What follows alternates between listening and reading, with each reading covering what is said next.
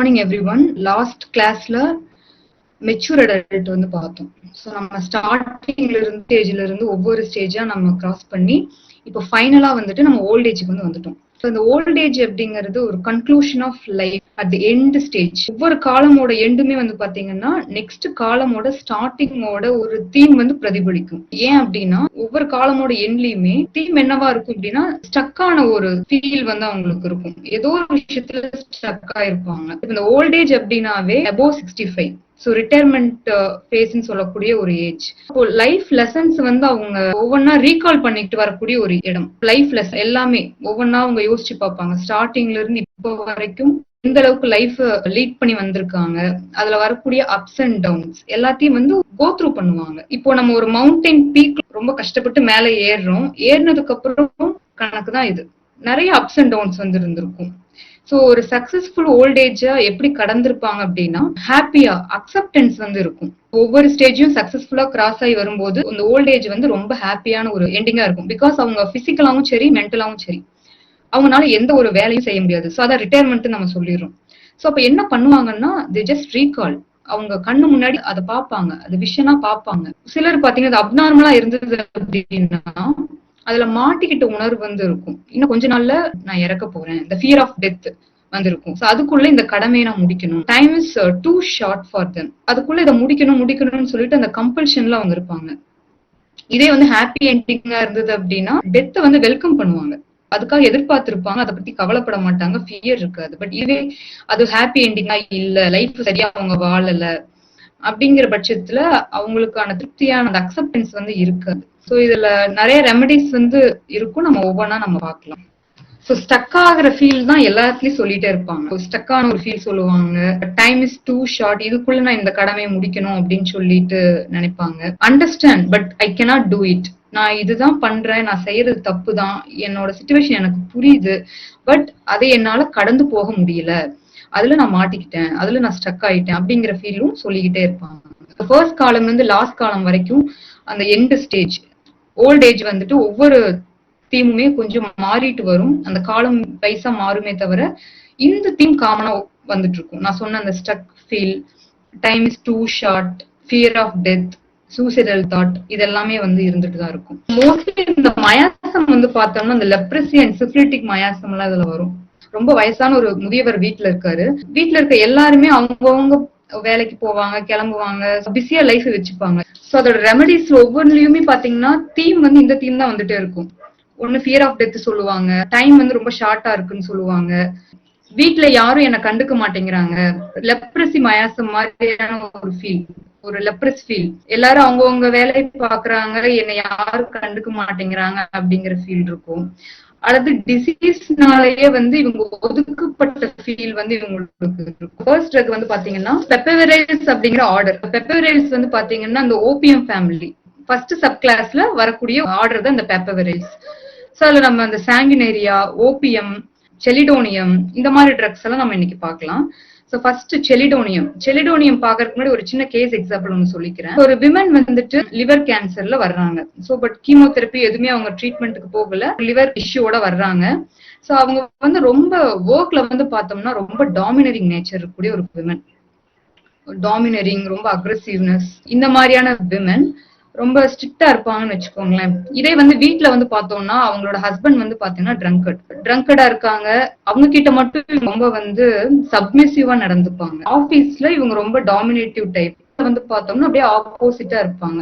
இப்போ லைகோபோடியம்ல சொல்றோம் இல்லையா, வீட்டுல வந்து ரொம்ப டாமினேட்டிவா இருப்பாங்க, வெளியே வந்து டாமினேட்டிங் நேச்சர் இருக்கா, சப்மிசிவ்னஸ் இருக்கும் அப்படின்னு சொல்லிட்டு இந்த விமன் வந்து பாத்தீங்கன்னா வீட்டுல ரொம்ப சப்மிசிவா இருக்காங்க, அவங்களோட ட்ரங்கன் ஹஸ்பண்ட் கிட்ட சப்மிசிவா இருக்காங்க. இதான் நேச்சர். இதை வச்சு அவங்க செலிடோனியம் கொடுத்துருக்காங்க. ஏன் அப்படின்னா அவங்க கிட்ட எல்லாமே இருக்கு, டாமினேட்டிங் நேச்சர் எல்லாமே இருக்கு. இருந்த போதிலும் அவங்க வீட்டுல வந்து ஹஸ்பண்ட் கிட்ட ஒரு அடிமையாவே நடந்துக்கிறாங்க, ஒரு ஸ்லேவாவே நடந்துக்கிறாங்க. அந்த ஈகோ டெவலப்மெண்ட் வந்து ரொம்ப இம்மெச்சூரா இருக்கு. அதை எப்படி ஹேண்டில் பண்ணணும் அப்படிங்கறது தெரியல அவங்களுக்கு செலிடோனியம் கொடுத்து அந்த லிவர் கேன்சர் கீமோ போகாதனால நல்லாவே ரெஸ்பான்ஸ் வந்ததாகவும் சொல்றாங்க. டாமினேட்டிங் நேச்சராவும் இருப்பாங்க அண்ட் சப்மிசிவ் நேச்சராவும் இருப்பாங்க. சின்ன வயசுல வந்து இவங்க பேரண்ட்ஸ் வந்து இவங்களை ரொம்ப அடிச்சிருக்கலாம். இந்த ஃபெரம்ல பாக்குற மாதிரியான ஒரு நேச்சர் ரொம்ப அடிச்சிருப்பாங்க. அதே மாதிரி இவங்க பெரியவங்களாயி பேரண்ட் ஆகி குழந்தைங்களும் இவங்க அடிக்கிற ஒரு நேச்சராவும் இருப்பாங்க. அது போத் எக்ஸ்ட்ரீமே அவங்களுக்கு வந்து இருக்கு. நெக்ஸ்ட் இவங்களுக்கு வந்து ரொம்ப ஈஸி இன்ஃபுளுன்ஸ் பண்ணப்படலாம். செலிடோனியம்ங்கிறது ரொம்ப ஒரு வீக்கான ஈகோ ஃபர்ஸ்ட் காலம்ல வர ரெமடி அப்படிங்கறனால இவங்களை ஈஸி இன்ஃபுளுன்ஸ் பண்ண முடியும், ஏமாத்திடுவாங்க. இந்த எல்லாமே செலிடோனியமோட ஒரு நேச்சரா வந்து இருக்கு. இவங்க எந்த ஸ்டேஜ்ல வர்றாங்க? லாஸ்ட் ஸ்டேஜ்ல 8th and 9th போத் ரோலையுமே வர்றாங்க. நம்ம பாக்குற மைக்கேல் ஜாக்கரோட இதுல ஓல்ட் ஏஜுக்குன்னு தனியா எந்த ஃபேமிலியுமே கிடையாது. எல்லாத்துலயுமே பாத்தீங்கன்னா இந்த mature adult and old age combined ஃபார்ம்ல தான் நம்ம பார்ப்போம். சோ அப்படி பார்க்கும்போது இந்த செலிடோனியம் வந்து போத் ஸ்டேஜஸ்லயுமே இருக்கு. சிச்சுவேஷன் இருந்து வெளியே வரணும்னு நினைப்பாங்க, பட் அவங்களால முடியாது. ரெண்டு விதமா பார்க்கலாம். ஒண்ணு, அவங்க என்ன பண்ணணும் அப்படிங்கிற விஷன் அவங்களுக்கு இருக்கும், ஆனா அது எப்படி பண்ணணுங்கிறது அவங்களுக்கு தெரியாது, அந்த கட்ஸ் கிடையாது. அல்லது விஷனே இல்ல, என்ன பண்ணணும்னு தெரியாம ரொம்ப கன்ஃபியூஸ் ஆகி ஒரு சிச்சுவேஷன்ல மாட்டிப்பாங்க, ஸ்டக் ஆயிப்பாங்க.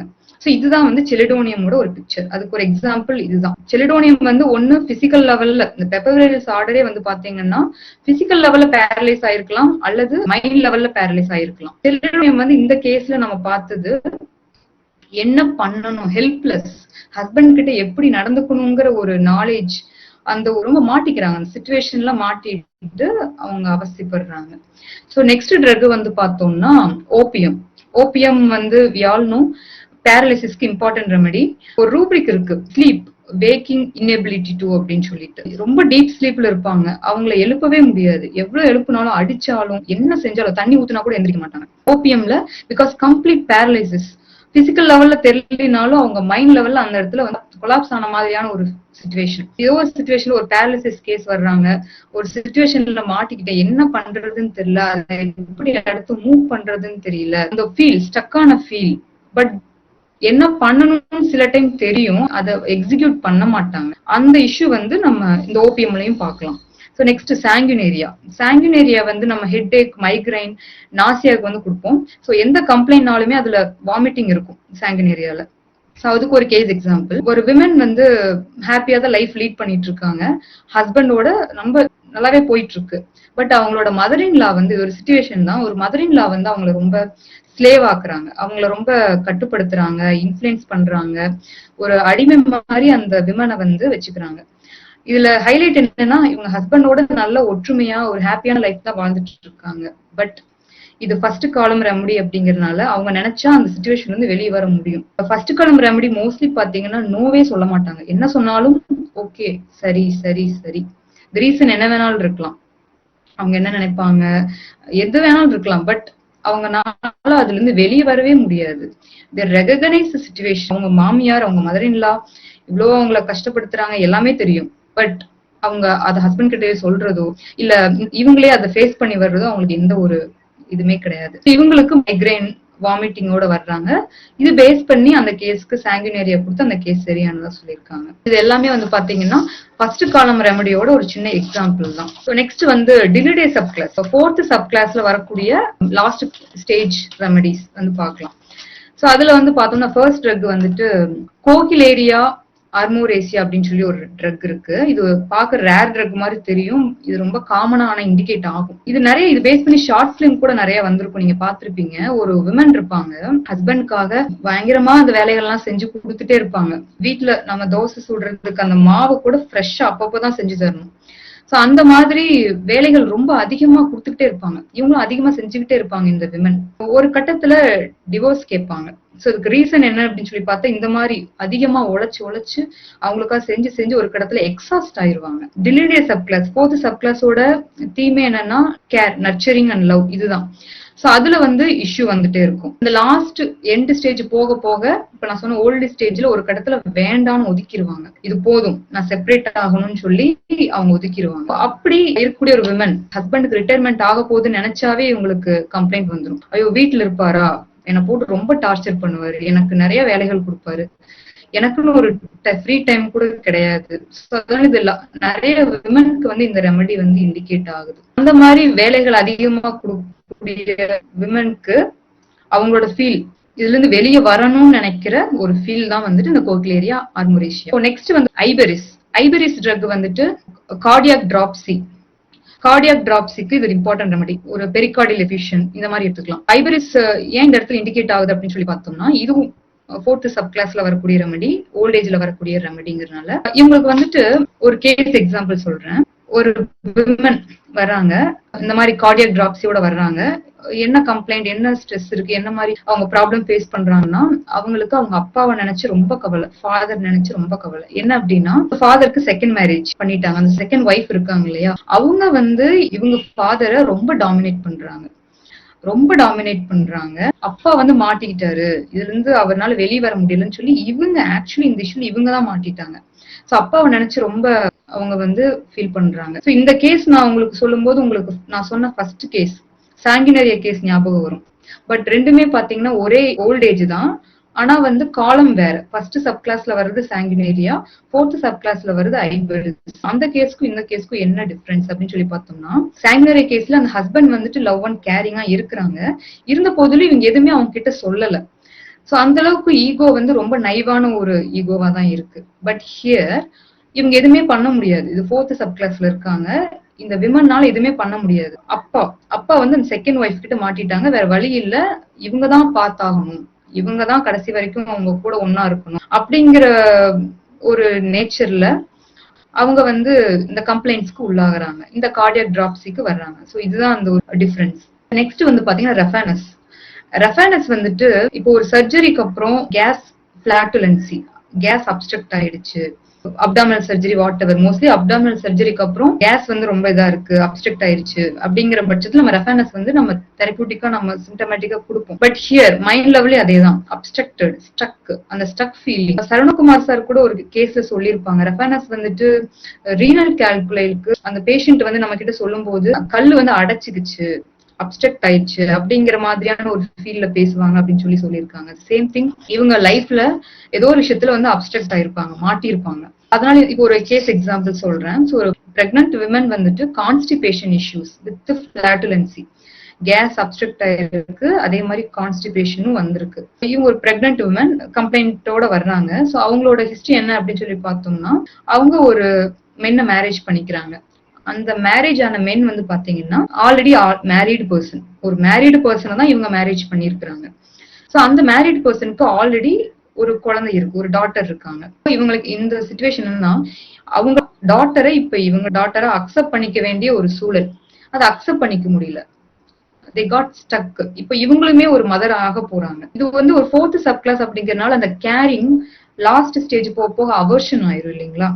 சோ அப்போ கேரிங்கே அவங்களுக்கு பிடிக்கல, அந்த குழந்தைய தான் குழந்தைய எடுத்துக்க பிடிக்கல. ரெண்டாவது இது 5th சப் கிளாஸோட ஒரு கனெக்ஷன் இருக்கும். 5th சப் கிளாஸ் அப்படிங்கிறது அதர் வந்து கிரியேட் ஆயிரும் இல்லைங்களா, அதோட ஷேடோ வந்து இந்த 4th சப் கிளாஸோட லாஸ்ட்லயே நமக்கு தெரிய ஆரம்பிக்கும். எல்லாமே அவர்ஷன் டு கேரிங், இதெல்லாமே நமக்கு தெரியும். சோ இவங்க வந்து அவரோட குழந்தைய எடுத்துக்கிறதுக்கு அவங்களோட மனசு ஒத்துக்கல. இதுல இவங்களும் பிரெக்னன்சில இருக்காங்க, அதுவுமே அவங்களுக்கு அவர்ஷனா இருக்கு. இது பேஸ் பண்ணி மட்டும் அந்த கேஸ். நெக்ஸ்ட் ட்ரக் வந்து பார்த்தோம்னா தியோசியானமம். தியோசியானமம் வந்து நம்ம ஸ்கார் மார்க்கு கொடுப்போம், ஃபேஸ்ல வரக்கூடிய ஆக்னி ஸ்கார், தென் இன்ஃபர்டிலிட்டி ரீசன் வந்து பார்த்தோம்னா ஃபெலோப்பியன் டியூப்ல வந்து அட்ஹெஷன்ஸ் வந்து இருந்திருக்கும். அட்ஹெஷன்ஸ் எதனால ஃபார்ம் ஆகுறாங்கன்னா, நம்ம காமனா டிபி டியூபர்குலோசிஸ் வந்து அதனால அங்க அட்ஹெஷன்ஸ் ஃபார்ம் ஆயிருக்கலாம். அல்லது இப்போ நமக்கு ஒரு இன்ஃபர்டிலிட்டிக்காக ஒரு கேஸ் வர்றாங்கன்னா ஃப்ரீக்வெண்டா வெஜினல் இன்ஃபெக்ஷன் இருக்கு, கேண்டில் இன்ஃபெக்ஷன் இருக்கு, பெல்விக் இன்ஃப்ளமேட்டரி டிசீஸ்னு ஒரு யூஎஸ்ஜி ஸ்கேனோட வர்றாங்கன்னா நம்ம கண்டிப்பா சில டைம் நமக்கு அந்த இடத்துல அட்ஹெஷன்ஸ் ஃபார்ம் ஆகிறதுக்கு வாய்ப்பு இருக்கு. அந்த அட்ஹெஷன்ஸ் ரிமூவ் பண்றதுக்கு இந்த தியோசினமம் வந்து இம்பார்ட்டன்ட் ட்ரக்கா இருக்கும். இது வந்து நம்ம லாப்ரோஸ்கோபி மூலமா தான் நம்ம கண்டுபிடிக்க முடியும் அங்க அட்ஹெஷன்ஸ் இருக்கா இல்லையா அப்படின்னு சொல்லிட்டு. அப்போ அந்த கண்டிஷன்ஸ்ல தியோசினமம் வந்து நிறைய ஹெல்ப் பண்ணும். அதோட இஷ்யூ வந்து என்னவா இருக்கலாம்னா, இது 4th சப் கிளாஸ் அப்படிங்கறதுனால நிறைய கேரிங், லவ், நர்ச்சர் எல்லாமே அவங்க ஃபேமிலிக்கு கொடுத்துருப்பாங்க.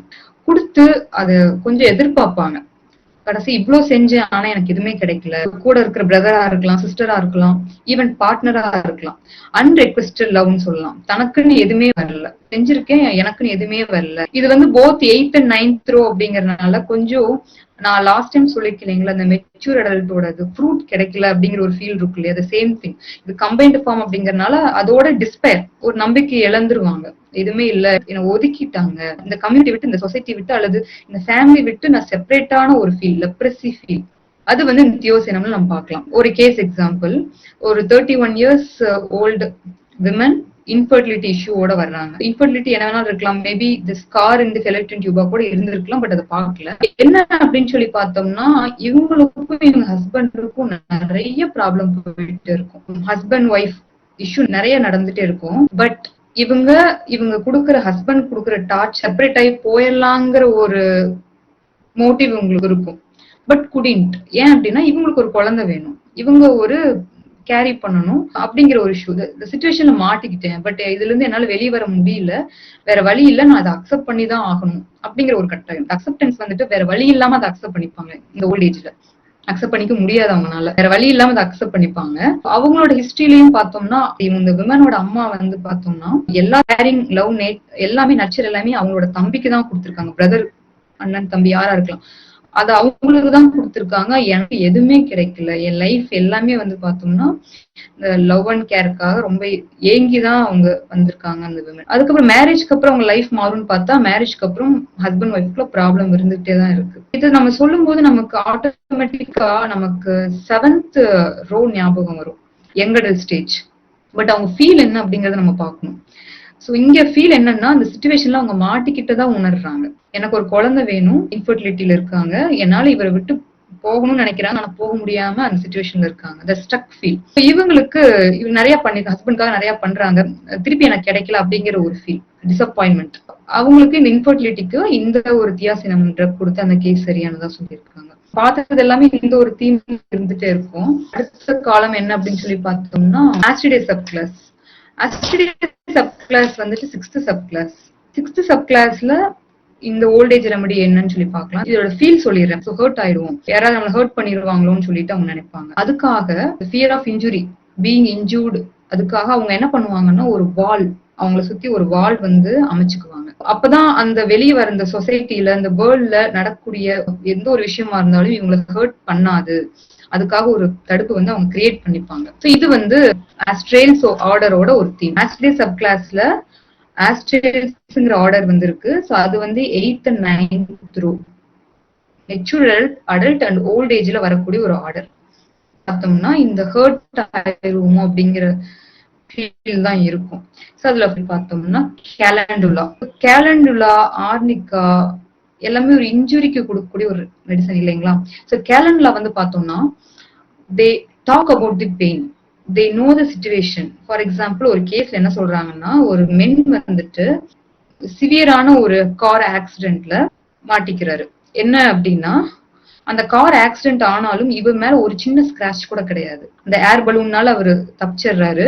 பட் ஒரு ஸ்கேப்புலா போன் இருக்கு இல்லைங்களா, ஷோல்டர் பிளேடு, தென் நெக் ரீஜன்ல வந்துட்டு பயங்கர வந்து இருக்கு.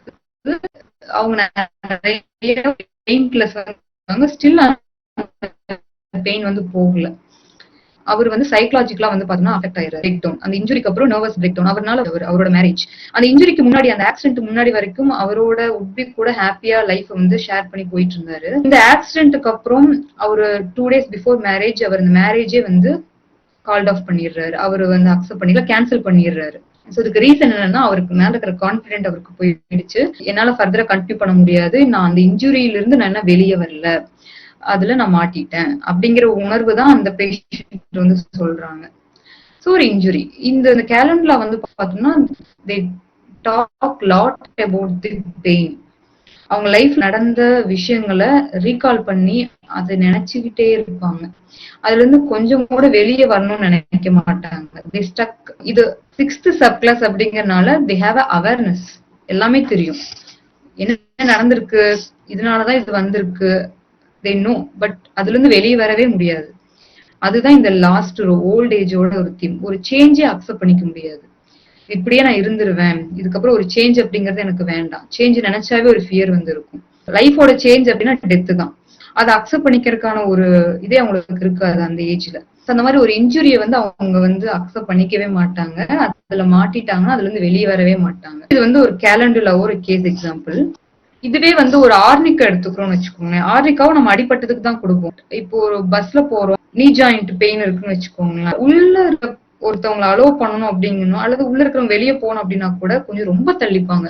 நீ ஜாயிண்ட்ல எதுவும் பற்றக்கூடாது, இன்ஜூர் ஆயிடக்கூடாது அதை வந்து தடுத்துப்பாங்க, கை வச்சு தடுத்துப்பாங்க. ஏன்னா ஸ்லைட் அமௌண்ட் ஆஃப் டச் கூட அவங்களுக்கு ரொம்ப ஹர்ட்டிங்கா இருக்கும். ஹர்ட் தான் வந்துட்டு இந்த ஆஸ்ட்ரே சப் கிளாஸ்ல நம்ம பார்ப்போம். அதுலயும் இந்த last 2 rows old age and mature அடல்ட்ல இந்த ஹர்ட் தான் ரொம்ப அதிகமா இருக்கும். ஸோ அந்த டச்சே அவங்களுக்கு அக்ரவேஷனா இருக்கும். ஸோ அவங்களை சுத்தி ஒரு வால் பில்ட் பண்ணிப்பாங்க. ஸோ இது வந்து ஆர்னிகா. வேற யாருக்கு ஆர்னிகா கொடுக்கலாம்னா பிளண்ட் இன்ஜுரி அதெல்லாம் பிசிக்கலா நமக்கு ஆல்ரெடி தெரிஞ்சதுதான். ஸோ மைண்ட் லெவல்ல எப்படின்னு சொல்லி பார்த்தோம்னா ஒரு rape case, already rape abuse பண்ணப்பட்ட ஒரு விமன் அவங்க திருப்பி அடுத்த லைஃப் ஸ்டார்ட் பண்றதுக்கு, ஒரு லைஃப் ஷேர் பண்றதுக்கு ஸ்டார்ட் பண்றதுக்கு யோசிப்பாங்க. ஸோ டியூ டு திஸ் அந்த ஒரு ஹர்ட், அந்த இன்ஜுரியில இருந்து நான் என்ன வெளியே வரல அப்படிங்கிற ஒரு ஃபீல். ஸோ எனக்கு ஒரு கேஸ் வந்தாங்க. ஸோ அவங்களுக்கு வந்து பாத்தீங்கன்னா மல்டிபிளா டிவோர்ஸ் ஆயிருக்கு. ஐ திங்க் 3 to 4 டிவோர்ஸ் ஆயிருக்கு. இன்வால்வ் ஆகுறாங்க, அப்புறம் திருப்பி டிவோர்ஸ் ஆயிருது. அவங்க ஹிஸ்டரியில என்னன்னு சொல்லி பார்த்தோம்னா ஒவ்வொரு ஹஸ்பண்டுமே அவங்க அபியூஸ் பண்ணிருக்காங்க, அபியூஸ் பண்ணிருக்காங்க. ஸோ பீட்டிங் நிறைய பீட் பண்ணுவாங்க, அடிப்பாங்க. இதுல ஃபியர், திருப்பி ஒரு லைஃப் ஸ்டார்ட் பண்றதுக்கே ஒரு ஃபியரா இருக்கும். இவங்களுக்கு மல்டிபிள் ட்ரக்ஸ் போச்சு. ஆர்னிகா தான் ஒரு ஃபியர் ஆஃப், அவங்களுக்கு டெலியூஷன் இருக்கும், அவங்களை சுத்தி ஸ்னேக் இருக்கிற மாதிரியான ஒரு டெலியூஷன். இது உங்களுக்கு வந்து பாத்தீங்கன்னா ஃபர்ஸ்ட் ஆர்னிகா கொடுத்து வீட்டை விட்டு எங்கேயும் போக மாட்டாங்க, வீட்டுக்குள்ளேயே தான் இருப்பாங்க. ஹோம் தான் அவங்களுக்கு செக்யூர்டு பிளேஸ். அவங்களை சுத்தி ஒரு நிறைய ஸ்னேக் இருக்கிற மாதிரியான ஒரு டெலியூஷன் இருந்துகிட்டே இருக்கும். வீட்டை விட்டு வெளியே போனா ரொம்ப பயம், ஹர்ட் இன்ஜூர் ஆயிருமோ, ரொம்ப பயம், எக்ஸ்ட்ரீம் பயம். தென் இந்த கேஸ்க்கு ஃபர்ஸ்ட் ஆர்னிகா கொடுத்ததுக்கு அப்புறம் அந்த போல்ட்னஸ் வந்துச்சு, வீட்டை விட்டு வெளியே போக ஆரம்பிச்சாங்க. அப்புறம் அடுத்த லைஃப் ஸ்டார்ட் பண்றதுக்கு மேரேஜுக்கு தயாரானாங்க. தயாரானதுக்கு அப்புறம் பார்த்தோன்னா ஒரு இன்ஃபீரியாரிட்டி காம்ப்ளெக்ஸ் வந்து இருந்தது. அப்பவுமே அவங்களுக்கு அந்த ஸ்னேக் அந்த டெலியூஷன் போகவே இல்லை. சுத்தி இருக்கிற அந்த சிசோஃப்ரீனியா தான் இவங்க, சுத்தி இருக்கக்கூடிய அந்த ஸ்னேக் விஷுவல் ஹாலுசினேஷன் அது போகல. அந்த இன்ஜுரி தான் போயிருக்கு, நம்ம இன்ஜூர் ஆயிருமோ அப்படிங்கிற அந்த ஃபீல் போயிருக்கு. வீட்டை விட்டு வெளியே போக ஆரம்பிச்சாங்க. அதுக்கப்புறம் இந்த ரிமைனிங் இருந்தது இந்த ஸ்னேக் அப்படிங்கிற ஒரு விஷயமும். தென் கல்யாணத்துக்கு அவங்க மேரேஜுக்கு தயாராகி ஹஸ்பண்ட் வந்து இவங்க கிட்ட சரியா பேசாத மாதிரி, I mean would be marriage ஆகல, ப்ரிப்பேர்டு. அந்த டைம்ல இன்ஃபீரியாரிட்டி ஃபீல் ரொம்ப அதிகமா இருந்துச்சு. Based on this lac caninum. Lac caninum பார்த்தோம்னா அந்த டெலியூஷன் ஸ்னேக் இருக்கும், இந்த போத் இன்ஃபீரியாரிட்டி காம்ப்ளெக்ஸ் ரொம்ப இருக்கும். லேக் கேனினம்ங்கிறது ஒரு டாகோட மில்க் தானே, அந்த இன்ஃபீரியாரிட்டி காம்ப்ளெக்ஸ் ரொம்பவே இருக்கும், செல்ஃப் மேல நம்பிக்கையே இருக்காது. ஸோ அவங்களுக்கு ஆஃப்டர் தட் லேக் கேனினம் கொடுத்ததுக்கு அப்புறம் ரிமைனிங் சிம்டம்ஸ் வந்து ரிமூவ் ஆச்சு. ஸோ இந்த மாதிரி ஒரே கேஸ்ல நமக்கு ஒரே ட்ரக் தான் இண்டிகேட் ஆகும்னு சொல்ல முடியாது. இந்த மல்டிபிள் லேயர்ஸ் வந்து இருக்கலாம். ஸோ இந்த லேயர் பை லேயரா எது நம்ம கிட்ட ப்ராமினென்ட்டா சொல்றாங்களோ அது நம்ம சிம்டமேட்டிக்கா பார்த்து நம்ம மெடிசன் கொடுக்கலாம். ஸோ நம்ம இண்டக்டிவ் லாஜிக், டிடெக்டிவ் லாஜிக் நம்ம கேள்விப்பட்டிருக்கோம் இல்லைங்களா? ஸோ மைண்ட் இருந்து பிசிக்கல் போறதா, பிசிக்கல் இருந்து மைண்டு போறதா அப்படிங்கிற ஒரு கன்ஃபியூஷன் இருக்கும். ஸோ ஒவ்வொரு கேஸ்லயும் நம்ம எந்த லாஜிக் ஃபாலோ பண்ணுங்கிறது விஷயம் கிடையாது. It depends upon the case. அந்த கேரக்டரிஸ்டிக் சிம்டம் வந்து எந்த இடத்துல இருக்கு. ஒரு கேஸ்ல மைண்ட் சிம்டம் ப்ராமினென்ட்டா கேரக்டரிஸ்டிக்கா இருந்துச்சுன்னா we can go to detective logic, mind to physical போலாம். இதே சில கேஸ்ல மைண்ட் சிம்டம் எதுவுமே கிடைக்காது, ஒன்லி பிசிக்கல் சிம்டம் தான் அவங்களுக்கு வந்து பிக்யூஆர்எஸ் கிடைக்கும். ஸோ அந்த கேஸ்ல physical to mind inductive logic வந்து போகலாம். ஸோ கென்டியன் மெத்தட் தான் ஃபாலோ பண்ணணும், போனிங்ஹாசன் ஃபாலோ பண்ணணும் அப்படிங்கிற எதுவுமே கிடையாது. ஸோ கேஸ் தான் டிசைட் பண்ணணும் எந்த லாஜிக் நம்ம ஃபாலோ பண்ணணும் அப்படிங்கிறது depends upon the case. So அந்த மாதிரி இந்த கேஸ்ல இது பேஸ் பண்ணி கொடுத்து அந்த கேஸ் சரியாச்சு. ஸோ இந்த ஃபியர் ஆஃப் பீயிங் இன்ஜூர்ட் அப்படிங்கிற ரூப்ரிக் ரொம்ப இம்பார்ட்டன்ட். ஹைடிங் அப்படிங்கிற ரூப்ரிக் நம்ம கேள்விப்பட்டிருக்கோம். Hiding, desire for hiding. இதுல வந்து இந்த ஹைடிங் அப்படின்னாவே அது நம்ம ஒரு ஸ்பீக்கரஸா நம்ம எடுத்துட முடியாது. இந்த ரீசன் ஃபார் ஹைடிங் இருக்கும், ஒரு இதுலயும் ரீசன் இருக்கும் இல்லைங்களா? அந்த ரீசன் ஃபார் ஹைடிங் என்ன? சிலருக்கு இந்த ஃபியர் ஆஃப் பீயிங் இன்ஜூர்டு வந்து ஒரு ரீசனா இருக்கலாம். அப்படிங்கிற பட்சத்துல இந்த ஆர்னிகா மாதிரியான ட்ரக்ஸ் போகலாம். ஹயோஸ்ல வந்து பாத்தீங்கன்னா அதுலயும் ஹைடிங் வந்து இருக்கும், அதுல வேற மாதிரியான ஃபியர் வந்து இருக்கும்.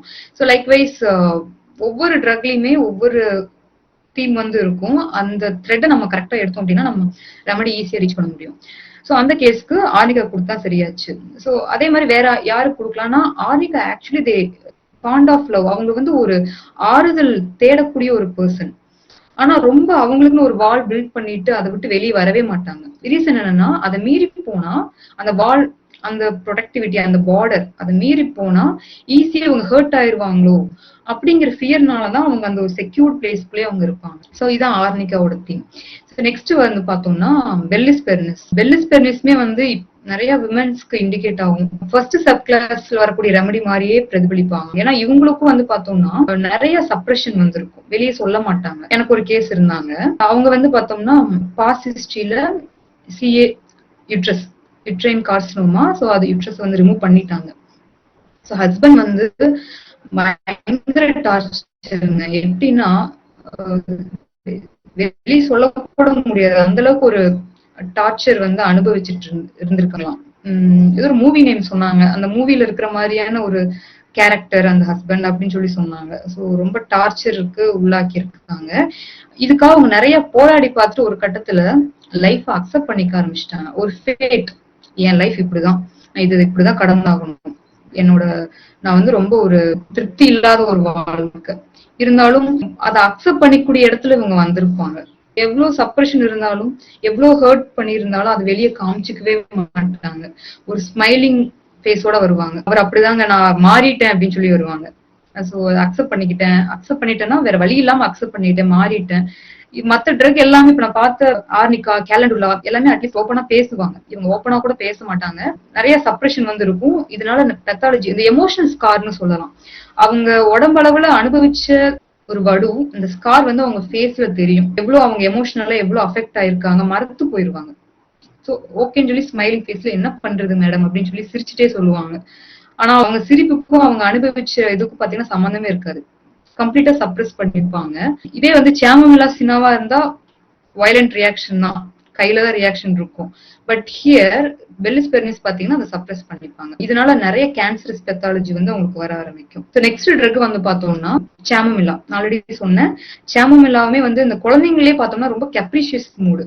ஒரு விஷயத்த கொடுத்தா, ஒரு பொருள் கேட்பாங்க, அதை கொடுத்தோம்னா அதை வாங்கிப்பாங்க, திருப்பி தூக்கி போட்டுருவாங்க. So next change change change, எதையுமே அக்செப்ட் பண்ணிக்கணும். அதனாலதான் அந்த சேஞ்ச் கப்ரிஷியஸ் மூடு ஏன் இந்த சாமமிலால வந்திருக்குன்னா, இந்த ஏஜ்ல, ஓல்ட் ஏஜ்ல அது இருக்கு. எதையும் அக்செப்ட் பண்ணிக்கிறதுக்கான ஒரு இதே இருக்காது. சேஞ்ச் சேஞ்ச் பண்ணிக்கிட்டே இருப்பாங்க. இதனால கப்ரிஷியஸ் மூடு வந்து நம்ம சினாலே நம்ம பார்ப்போம். இதுவுமே இந்த இடத்துல வரக்கூடிய ஒரு ரெமடி தான். எல்லாமே இந்த இன்ஜுரிக்கு கொடுக்கக்கூடிய ஒரு ரெமடி தான். அதே மாதிரி சாமமிலோட ரியாக்ஷன் என்னவா இருக்கும் அப்படின்னா, அவங்களும் அந்த வேர்ல்டு உலகத்துல தன்னை ப்ரொடெக்ட் பண்ணிக்கணும்னு நினைப்பாங்க. அதுக்காக அவங்க கொடுக்குற ரியாக்ஷன் வந்து பார்த்தோம்னா வயலண்ட் ரியாக்ஷன். அவங்க பெயினே வந்து பார்த்தோம்னா ரொம்ப வயலண்ட் தான் சொல்லுவாங்க. பயங்கரம் அப்படிங்கிற வேர்டு வரும். அடிச்சிருவாங்க. பிரெக்னன்சில வந்து பெயின்ல இருக்காங்க, டேர்ம்ல வந்துட்டு பெயின்ல இருக்காங்க அப்படிங்கும்போது பெயின்ல அடிச்சிருவாங்க. சோ நக்ஸாமிகா இதெல்லாம் வந்து ஒரு வயலண்ட் ரெமடி.